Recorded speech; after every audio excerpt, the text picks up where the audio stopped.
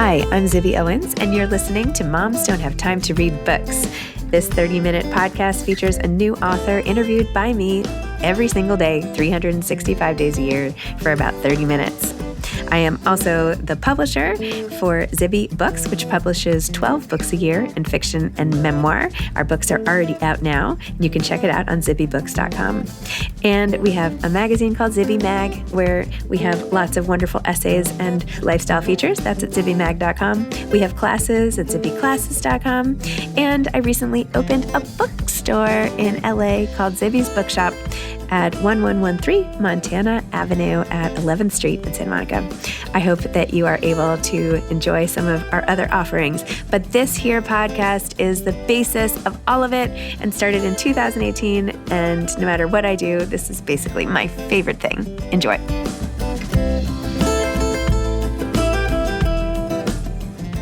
Ann Napolitano is back on Moms Don't Have Time to Read Books for Hello Beautiful. She was also on for Dear Edward. This conversation between us was a live event at the Temple Emmanuel Streicker Center.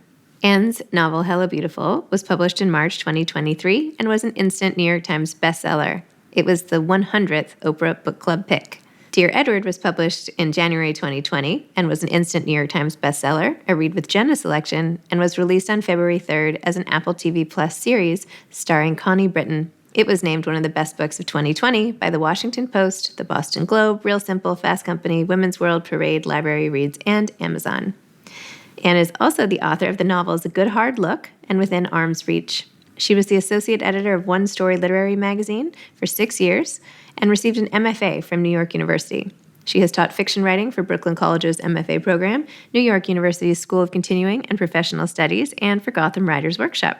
In November 2019, Ann was longlisted for the Simpson Joyce Carol Oates Literary Prize.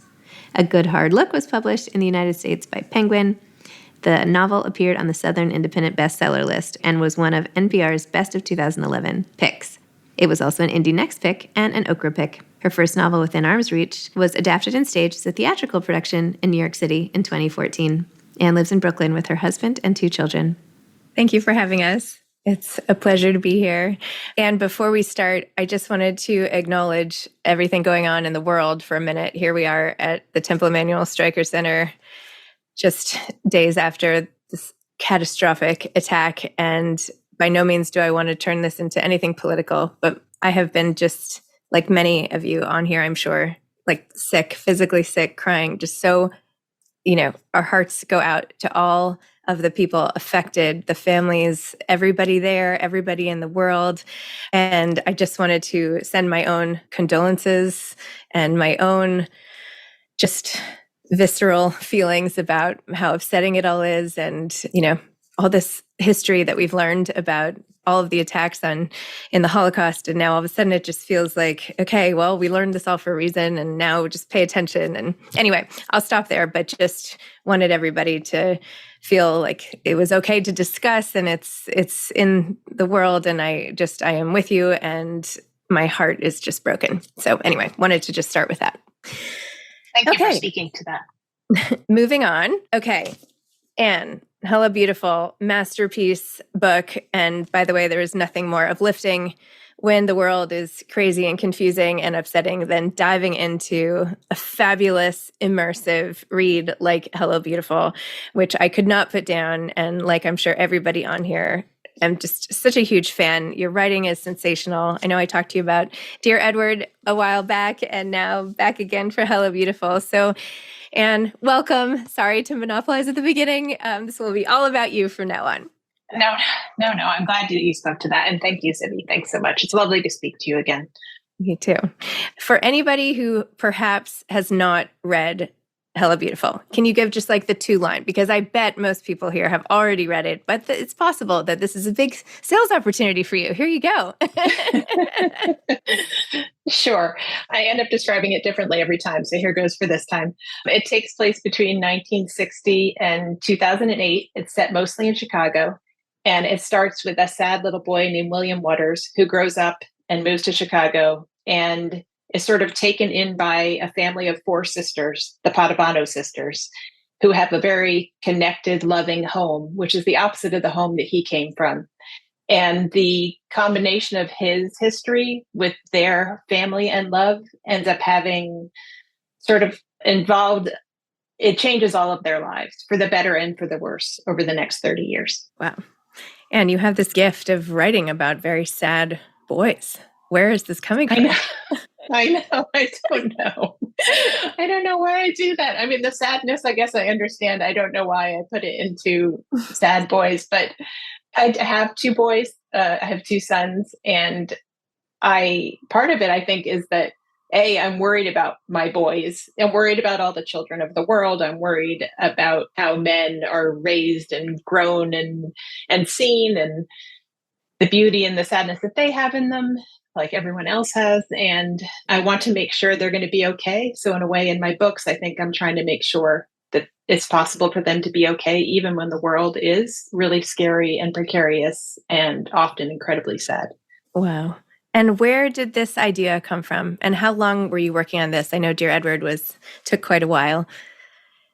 Yeah, Dear Edward was 8 years, and I actually wrote this in two, which is like lightning speed for me. And largely that had to do with the pandemic. My process for the last two books is that from when I have an idea, for 9 months, I don't let myself write, because what I really love to do is to write what I call pretty sentences, where I start a scene and someone walks in the room, it says something that I didn't expect, and then something happens that I didn't know was going to happen. So it's like being a reader. It's an act of discovery, and it's so satisfying, but I often end up meandering all over the place. So I have found that if I set aside a distinct period of time, what has ended up being 9 months, which I didn't realize was the length of a pregnancy, but of course it's the length of a pregnancy, where I'm not allowed to write the pretty sentences, but I can think, research, and take notes about the idea that I have. So in this instance, there's always some kind of obsession. And when I say obsession, it's also an unlikely obsession that makes very little sense. Like, I became obsessed for Dear Edward with a real plane crash,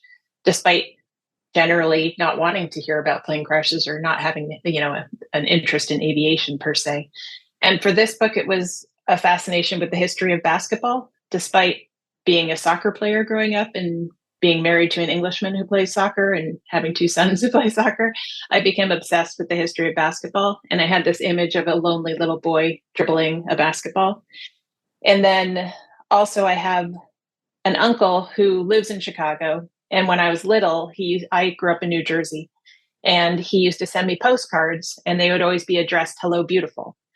And I knew he didn't really know what I looked like, because he had like 20 million nieces and nephews, and I hardly ever saw him. So I felt like he was seeing that I was beautiful on the inside. And since I was a very shy, bookish child, I really felt like if I had any beauty, it was on the inside. So that greeting made me feel, really warm and special. And he lived in the neighborhood of Pilsen in Chicago. And so with these series of postcards coming to me, I imagined Pilsen as this kind of like semi-magical world, like the world that are in the novels that I was reading, which also feel real, particularly when you're a kid. And so I wanted to set the book there. And then the third element really is that when I was growing up, my best friend Leah, I used to sleep at her house as often as I slept at my own. And her mom has 5 sisters, and they all have slightly different versions of the same face. And they would just come in and out of the house all the time and sort of start conversations in the middle. And they seemed more themselves when they were together than when they were separate. And I used to just sit there and watch them like they were a television show when I was a kid. And I really wanted to write my way into like understanding what the magic of that kind of sisterhood is. And that became the Padavano sisters. So sort of those elements came together. And then the timing was that the 9-month clock for my thinking, researching, and taking notes actually ended in April 2020. And of course, I couldn't have known what April 2020 was going to be like. None of us could. And my father died in April 2020. So, but still, it's like this timer went off, and it was time to start the book. And so when I started writing, I immediately, it was like I was writing all my own heartbreak and grief and worry and, the uncertainty of the world and what really mattered and what were we going to do and be next into this novel. And I wrote more hours of the day than I ever have. And I wrote it in 2 years, instead of 8, I think because I needed to find out if we could all be okay. And my way of doing that was through this story. Oh, well, I'm so sorry to hear about your dad. That's so sad. And now I'm reading this, with a new lens or rethinking it. And I'm so sorry. Your passages on grief, I have to say, and loss just struck so close to home. Can I read like one or two examples that I just loved when you wrote about loss in general? Of course. You said, I don't want to give things away, but don't worry. Okay. I'll just go to this. Sylvie had seen a photo of the aftermath of a massive earthquake once, and the image had stayed with her. A road split in half lengthwise, revealing the middle of the earth, and how silly humans were to build houses and schools and cars on top and pretend they were safe. Sylvie felt like she spent her days carrying an overnight bag and a book, leaping over that chasm. I mean, what, like the before and after of loss? I had to pick that up in the middle. And then there was another part where one person says, that kind of loss must be hard. And she said, I didn't expect for it to be part of everything every minute. I didn't know that you could lose someone, and that meant you lost so much else. And they said, like, it's all connected. Anyway, these were just some of the many, many examples of the writing about what it feels like to lose someone, and just watching the unpredictable fits and starts of when they would cry and when it would hit, and that it wasn't necessarily when you might think, but then it comes out at another time, and just how real that all was. So it was just incredibly powerful the way you wrote about it. Oh, thank you so much. I mean, it's so universal, obviously. I mean, we're leaping over the abyss today, with the news of the world, and we've all suffered foundational losses in our life. And I think you have an idea of what that's going to look like before it happens, and then what it actually looks like ends up being often very different. Not necessarily worse or better, but just where it fractures and how it touches you and changes your life is sort of unknowable before you walk that path. And we all at one point or another do that. So it's a very universal feeling. At what age did you first feel like you had a foundational loss? Or was it your dad? The most foundational certainly has been my dad. Until then, I think I was trying to experience it as like a very sensitive person through everybody around me, and worrying a lot about foundational losses that didn't happen, and thinking I knew what was going to happen first. The losses that I had before him didn't register in the same way. The loss of a parent. I mean, anyway, I'm so sorry. In the book, you often pair, and you even address this, that things come sort of as a 1-2 punch, and that with loss sometimes comes something good or something new. Where did that come from? And have you experienced that? And how did you come up with that? Because now I'm like, is that true? Maybe not in the timing of the book. I know, not in the timing of the book, I don't think. I didn't plan that. That was one of these things where I think, without giving anything away, one of the 4 Padavano sisters gives birth the day that someone very important in their life dies. And then the next time another one gives birth, there's another major shift in their family that day as well. And I do think that life is about doors opening and closing, and they do both. It's not like you only lose. You're also walking into joy and new loves and deepening loves as often, or more often, hopefully, than we lose. And it really is all, like they say, the cycle of life. And it's really important to be aware of all of it. Like to not pretend the hard stuff doesn't happen, but also not to push away the joy and the silliness and the delight and the love when it's nearby as well. You've got to reach out and grab that. And then, be willing to look in the face of the sadness when that comes as well.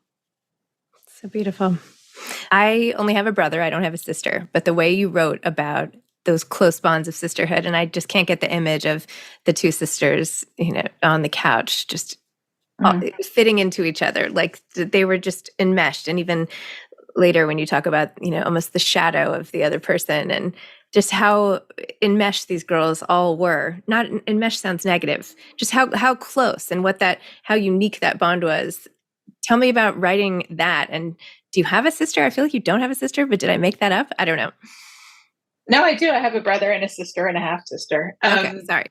But I also think that you can have found sisters and found brothers and found, mothers and fathers. It's chosen family as well as, the given family. I mean, it really was my friend Leah's aunts where I was like, there's this spectacular magic going on between these women, and it's particular to them. And, it's this deep rooted, they're so deeply rooted with each other that the roots are entwined beneath them. And I really I think I would love to have that. I don't, and I think it's so that where it is your given family and you are entwined like that is incredibly rare and incredibly special. And writing my way into that was a joy. Like I got to be, sort of one with that kind of sisterhood and those sisters. And certainly they're not enmeshed in any kind of, I think, unhealthy way. It's just, I think in female friendships too, there can be this beautiful power where you look at the other person and you're like, I see all of your potential and all of your beauty and everything you can be as well as what you are. And that lights the other person up, and they do that for you. So that even when you're, going through a heartbreak or feeling schlumpy or, like going through a slump, that person looks at you and is like, yeah, I see that, but I also see like what you can be. And these girls do that for each other. And I think female relationships have that particular power and beauty. And I loved exploring that because I loved living inside it. Amazing. It's interesting how you say how the roots were tangled, and yet Rose, being a gardener, the matriarch of the family, she's like in the back garden and dealing with the plants and all of that. And I feel like roots are such an essential part of this whole story. Yeah, well, Rose, though, being who Rose is trying to like control the roots. Yes, true. And make them go in the direction she wants them to go into, and making sure they're like tidy and in control, which, doesn't work so well in human relationships when you try and do that to people. True. Very true. Well, there's a need for control throughout. I mean, different characters have it more than others, essentially, but particularly Julia, I mean, she needs to control everything. And then you see the effects of that. What happens when you're in a world where somebody is trying to control you? What does that create? And that's also an interesting thing. It's really interesting when, as people have read the book, they generally either really have a problem with Julia or really have a problem with Sylvie. Huh. And it doesn't overlap. Like you're either the kind of person who objects to Julia's way of living and the sort of consequences that it engenders, or really have a problem with Sylvie, who is more of a dreamer. She's a reader. She deeply believes in love and in seeing people honestly without sort of putting projections or expectations or assumptions on them. She really wants to be seen, and she really wants to see you. And it's been interesting to me how those two women who love each other so much sort of trigger things in different people. I am actually like personally offended that people would have an issue with Sylvie. I'm like, what? What do you mean? Well, people really think she crosses a line that you just cannot cross. But we understand. We have like zoomed into that line. So like every speck, anyway, it has been exaggerated, so we see it. But I don't know. I agree, obviously.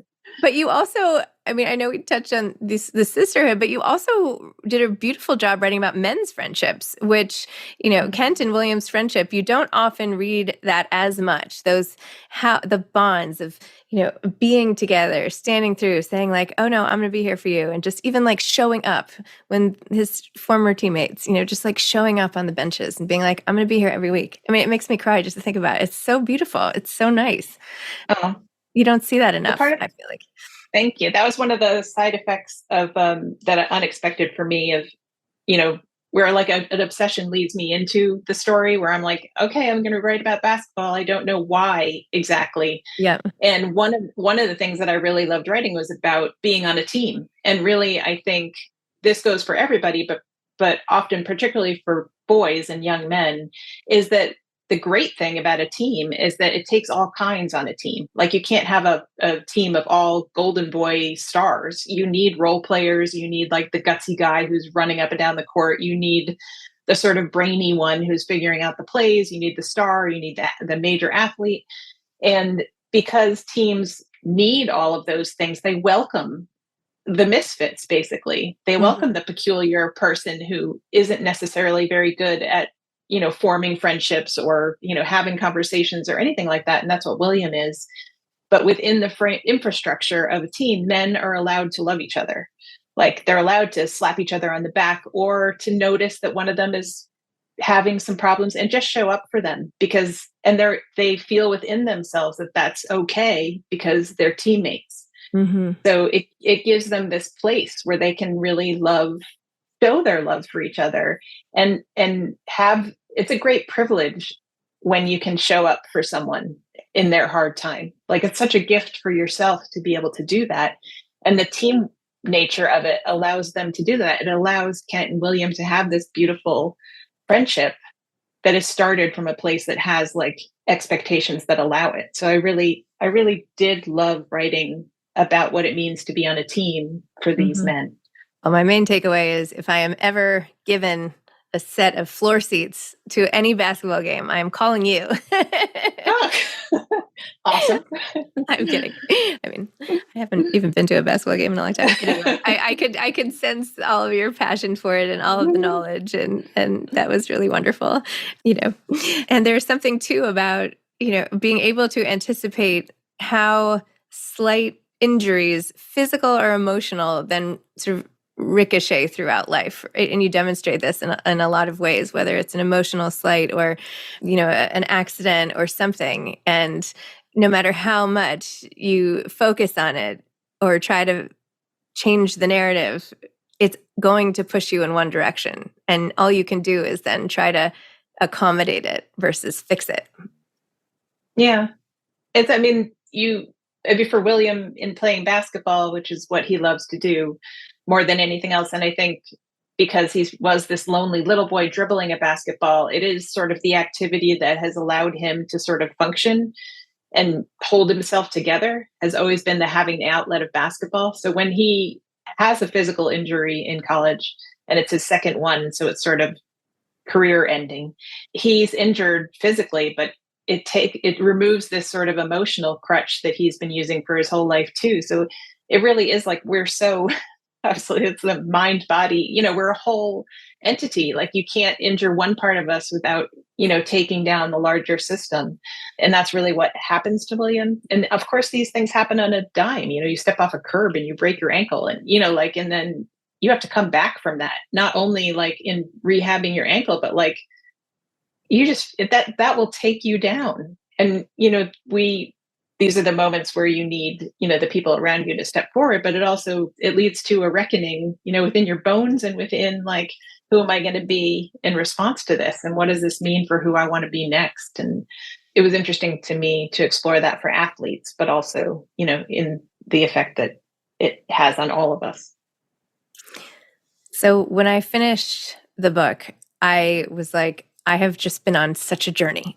Like I felt like I had just lived these lives, because the span of it and the in-depth narratives and all the different points of view and everyone's life and the setbacks and the joys and the sorrows. Like I feel like I had kind of lived with this family and just gone through it. From the writing standpoint, like how did you feel coming to the end of it, and how do you even feel now about looking back on how you wrote this in that timeline and the characters themselves? Like, how do you feel about the whole thing? And where does the journey go from here?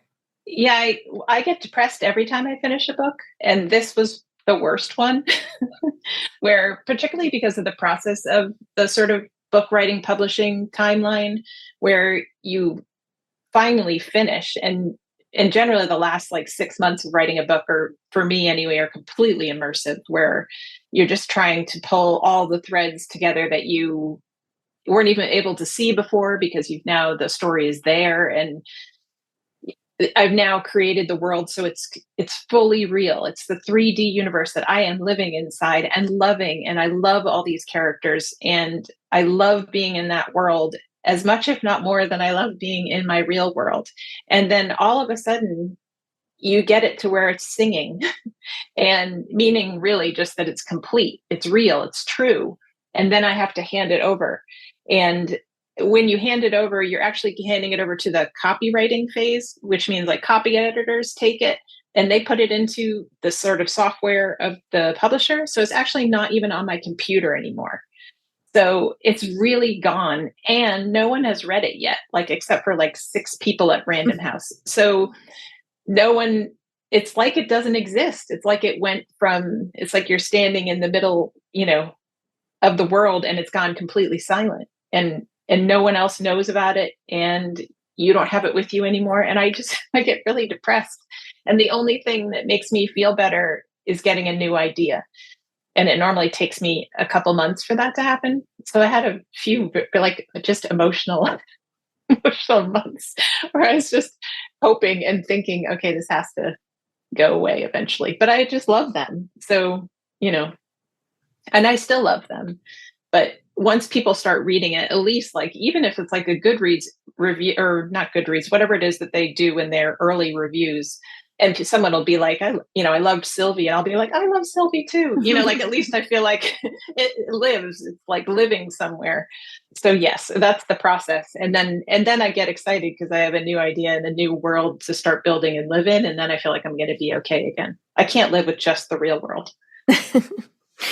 I'll let a therapist go into that, why that's the case, but I won't touch it. Sure. What world did you create now? Like what are you doing? What are you writing? Where are you in the alternate universe of your mind? Yeah. I feel like I should say I also have a lovely life. Like my real world is actually really wonderful. I don't like, it's not like I'm suffering in the real world. I just think the balance of who I am requires me to be reading a book, usually listening to a book, and writing a book. Like there's a balancing for me to feel like the alchemy is right for myself. Like all those things have to be happening. So I got a new idea in like last fall. And again, it was an obsession that I can't really talk about the book yet because it doesn't make sense for me to do so. Still very gossamer, even though I've been working on it for a bit. But it was, my obsession is trees as opposed to basketball this time. I read The Overstory by Richard Powers last summer, which I'm sure most of you have read.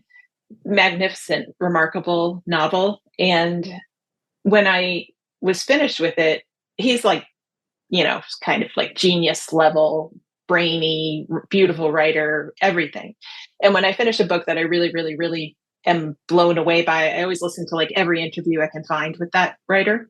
And he did a number after that book. And in a couple of them, he said that he felt like it was beholden on contemporary writers and artists to diversify the worlds that they're writing about, and not only diversify within the human realm, which of course is incredibly important and is taking place more than it used to, thank goodness, but also to diversify our storytelling to include the world that we live on.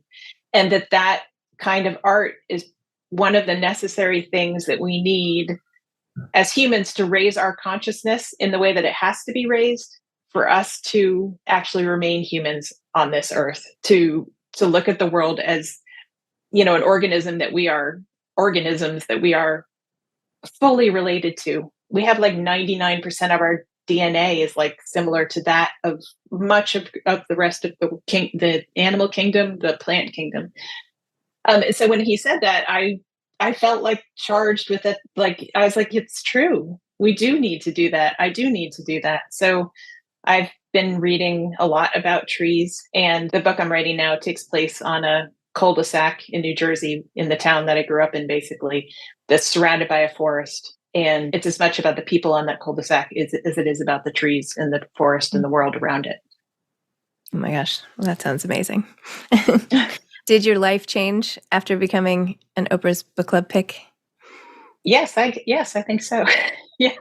I mean, that day that my book came out, I didn't leave my house, thank God, because it was all so overwhelming with me even being in my house, because I had already filmed the announcement with Oprah a couple days earlier. So that showed on television that morning. And then there's a profile on me in the New York Times.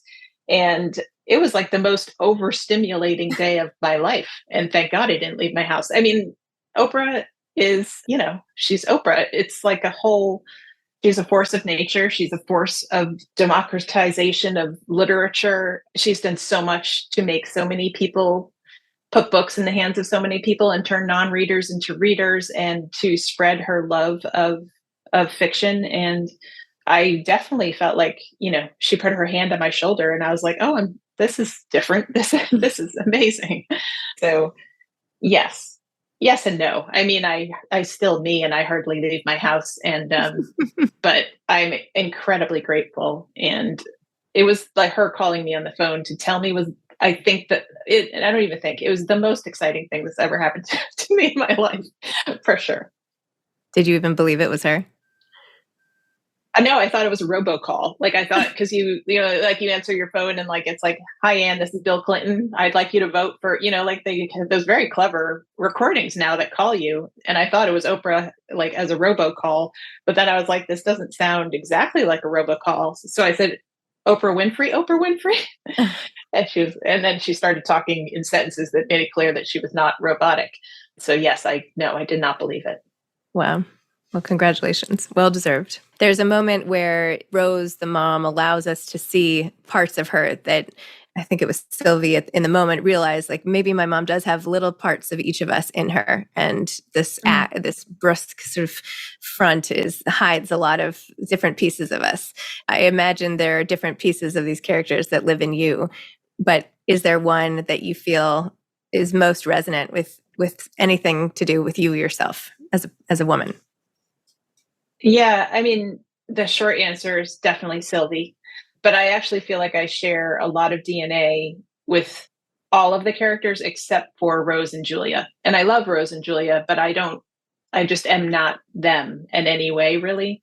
I know a lot of people who are like Rose and Julia. And again, this is not an affection thing. I think they're wonderful, but I am part William. Like I'm in William, I'm in Cecilia, I'm in Emmeline. Like I could see myself and feel myself in them. And they were easier to write because I instinctively felt what they would, how they would feel and what they might do in a way that it was harder for me to inhabit Julia and Rose.